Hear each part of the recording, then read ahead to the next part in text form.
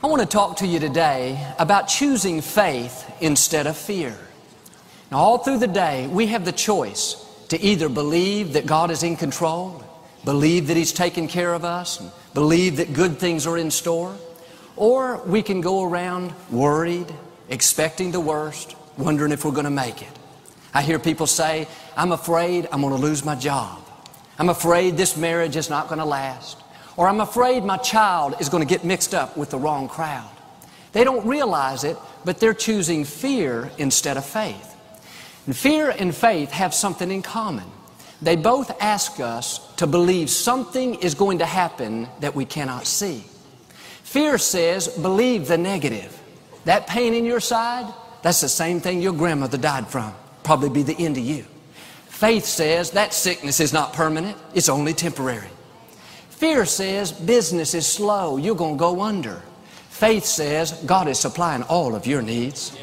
Fear says you've been through too much, you're never going to be happy. Faith says your best days are still out in front of you. Here's the key. What we meditate on is what's going to take root. If we go around all day thinking about that fear and we let it play again and again, it can become a reality. That's what Job said. The thing I feared came upon me. I had a man tell me not long ago how everything was going great in his life. He had recently gotten engaged. His business was blessed. But instead of enjoying it, instead of thanking God for it, he said, Joel, I'm afraid it's not going to last. I'm afraid it's too good to be true. I told him what I'm telling you. When you act on fear like that, you are drawing in the negative. You are actually helping that fear come to pass.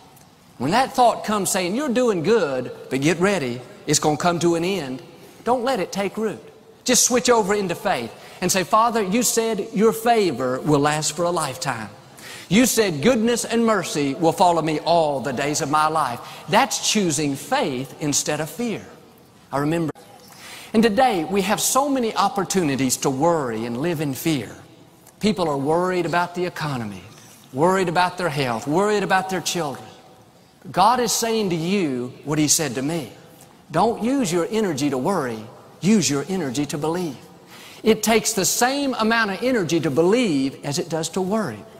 It's just as easy to say, God is supplying all of my needs as it is to say, I'm never going to make it. It takes the same amount of effort to say, I'm going to live a long, healthy life as it does to say, I don't think I'll ever get well. And I hear people say, well, Joel, I'm afraid I'm going to get laid off. And I understand what they're saying. They're concerned. It may be valid, but you can't go around meditating on that, expecting the worst, expecting to have a bad year.